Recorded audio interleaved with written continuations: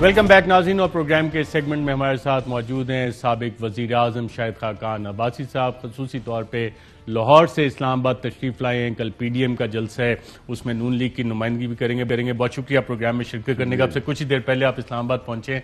कल आर या पार किस तरह का फैसला करने जा रहे हैं आप? आर या पार के फैसले नहीं है। कल सरबराही इजलास है PDM का और उसमें डिस्कशन होगा कि जो 13 दिसंबर के बाद का लाएमल उसको फाइनलाइज किया जाएगा। तो उसके अंदर सारे ऑप्शन मौजूद हैं। एहतजाज का ऑप्शन भी है, लॉन्ग मार्च का भी है, इस्तीफों का भी है। ये कल डिस्कशन होगी। तो जलसे तो हो गए, 13 को जलसे भी खत्म हो जाएंगे, तो उसके बाद मैं कह उसमें एहतजाज, मजीद एहतजाज भी शामिल हो सकता है। मुख्तलिफ तरीके हैं एहतजाज के, रैलीज हो सकती हैं। कौन से तरीके हैं? इतने बड़े बड़े जलसे आपने कर लिए। नहीं, आप लॉकडाउन भी कर सकते हैं, आप शटर डाउन की कॉल भी दे सकते हैं, पहिया जाम की बात भी कर सकते हैं, आप लॉन्ग मार्चेस की बात कर सकते हैं। ये सब ऑप्शन मौजूद हैं। और इस्तीफे, जो हतमी फैसला होता है इस्तीफे, आपकी वाइस प्रेसिडेंट तो कह रही हैं कि इस्तीफे दिए जा सकते हैं। जी बिल्कुल बिल्कुल। तो ये कल फैसला होगा इस हवाले? इस्तीफे पहले दिन से एक ऑप्शन है।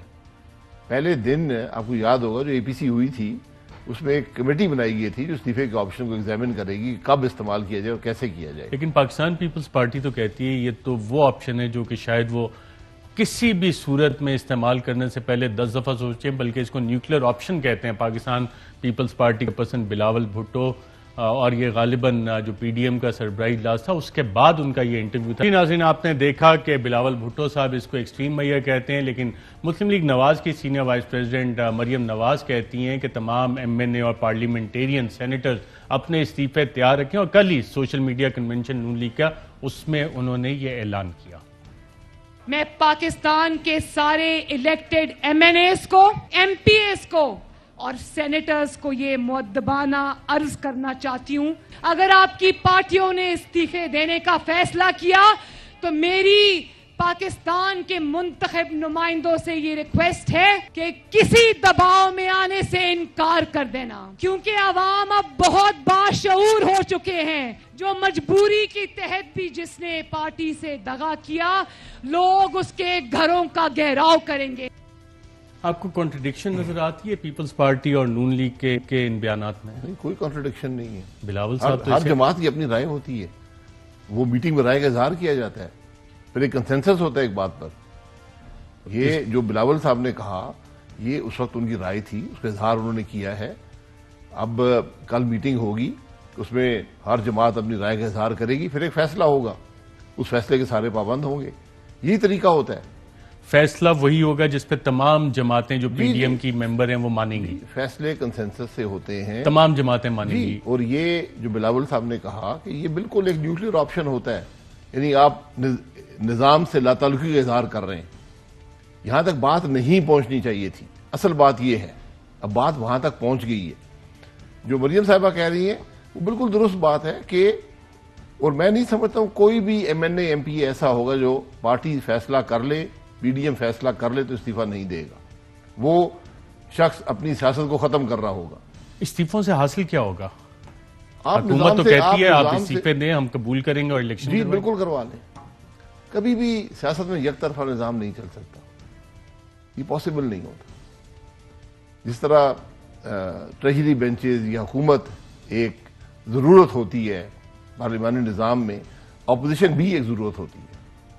अपोजिशन अगर इस्तीफे देती, और अनलाइक PMLN अयाज सादिक साहब ने तो कबूल नहीं किए थे, फौरन ये कबूल कर लेते हैं इस्तीफे और उसके बाद बाई इलेक्शन भी करवा देते हैं, तो मार्च जो सेनेट के इलेक्शंस हैं उससे पहले पहले दोबारा हाउस तो बन जाएगा, पार्टी तो आ सकती हैं, या इलेक्शन ही नहीं होने देंगे? वो निजाम चल नहीं सकता। मैंने कहा ना, एक तरफा निजाम पार्लिमानी सियासत में नहीं चल सकता। वो रुकेगा कैसे निजाम? प्राइम मिनिस्टर इमरान खान तो बहुत कॉन्फिडेंट, वो आपको नजर आएगा कि निजाम कैसे रुकता है। उसमें स्ट्रेटेजी क्या होगी? स्ट्रेटेजी की जरूरत नहीं है। मैं कह रहा हूं कि ये जो पार्लियामेंट्री सिस्टम होता है, इसमें अपोजिशन एक जरूरी इकाई होती है। जब वो इकाई नहीं होगी तो निजाम खत्म हो जाता है।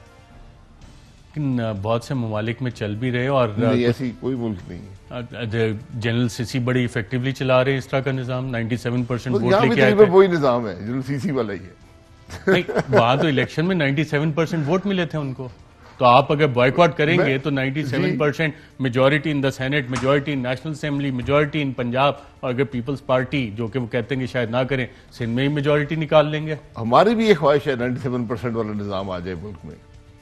ये निजाम नहीं चलते। 97% वो जैसे जनरल ज़िया ने या जी जनरल जी, मुशर्रफ वो ने जो रेफरेंडम होते रहे हैं, वो उस किस्म की चीजें हम भी चाहते हैं मुल्क में, ये नहीं चलती। ये मैं हकीकत बता रहा हूं, ये आप तारीख को देख ले, जहां भी इस किस्म की कोशिश की गई है वो बिल आखिर खत्म हो जाता है। अब ये रुकेगा कहां पे जाके? रुकेगा, देखिए बात एक दिन टेबल पे आएगी, एक दिन टेबल पे आएगी और वहां पर एक नुकाती, हमारी बात पे सिर्फ एक नुकता है कि मुल्क आइन के मुताबिक चले। Resignation is not your demand. Resignation तो देखिए बात उसी वक्त होगी जब ये खराबियां खत्म होकर अवाम को एक नई राय का मौका दिया जाएगा।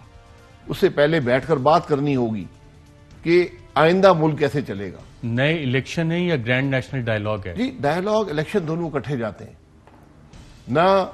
डायलॉग इलेक्शन के बगैर हो सकता है, ना इलेक्शन डायलॉग के बगैर हो सकता है।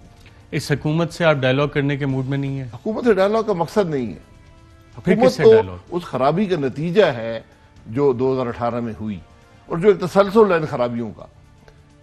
डायलॉग मैंने आपको पहले भी प्रोग्राम में कहा है, जो इदारे, जो इन्फ्लुएंसेस हैं पॉलिटिक्स पर। लेकिन प्राइम मिनिस्टर साहब तो ऐसी कोई इन्फ्लुएंस नहीं लेते, और आप ही के कैबिनेट कुलीग, आप ही की हुकूमत में डॉक्टर मिफ्ता इस्माइल साहब, उन्होंने नाज़रीन जो नैब कवानीन वाले से उसमें जो अमेंडमेंट्स थी वो कुछ बताया, और शाहिद खाकान अब्बासी साहब उस कमेटी के मेंबर थे नून लीग की तरफ से। जब नैब कवानीन में तरमीम की बात आ रही थी, डॉक्टर मिफ्ता इस्माइल ने इस हवाले से वसीम बदामी के प्रोग्राम में क्या कहा, ये देखते हैं। ने आपको जो लिखा हुआ है ना, इन्होंने कहा था कि आके बैठो और ये 4 बिल को एक साथ करो। तो वहां नैब क्यों ले आए? वहां तो हम थोड़ी लेके आए थे, वो लेके आए थे यार। कौन? फौज। नैब अमेंडमेंट की बात कर रहा हूं। जी, फौज फंसी हुई थी नैब में।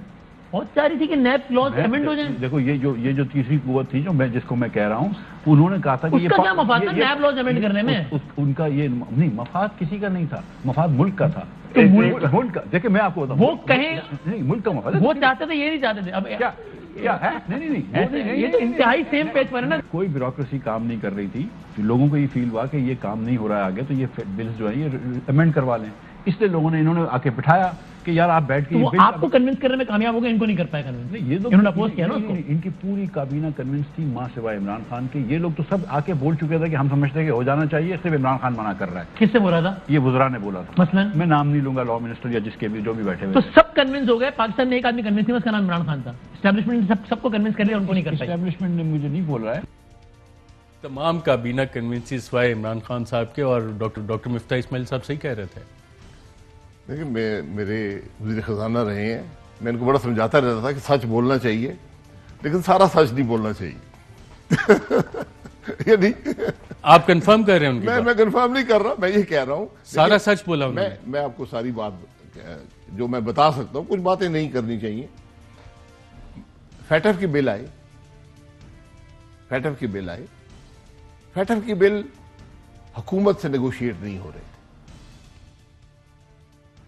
ठीक है, वही आपको जो मैं बताता हूं, जो इन्फ्लुएंसेस हैं पॉलिटिक्स पर हमारे मुल्क में, ये हालत यहां तक पहुंच गई है कि हुकूमत फैटफ के बिल पे बात करने से कासिर थी।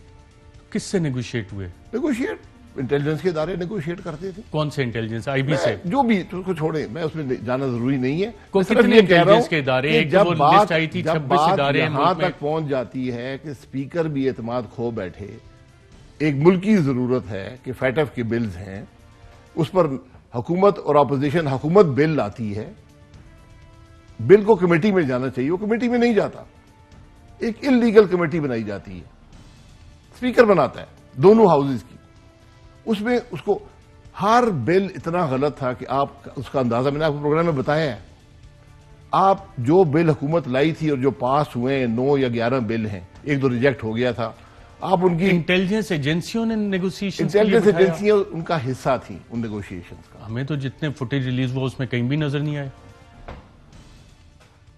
वो ये कहां पे बैठे थे? फुटेज की जरूरत नहीं होती। मैंने यही कहा, मिफ्ता इस्माइल साहब को मैं बड़ा समझाता रहता हूं कि सच बोला करे, लेकिन कुछ तो बहरहाल ये मामले अपनी जगह पर हैं। मैं यही कह रहा हूं कि आज जो मामले पार्लियामान के अंदर होने चाहिए थे, वो पार्लियामान से बाहर चले गए।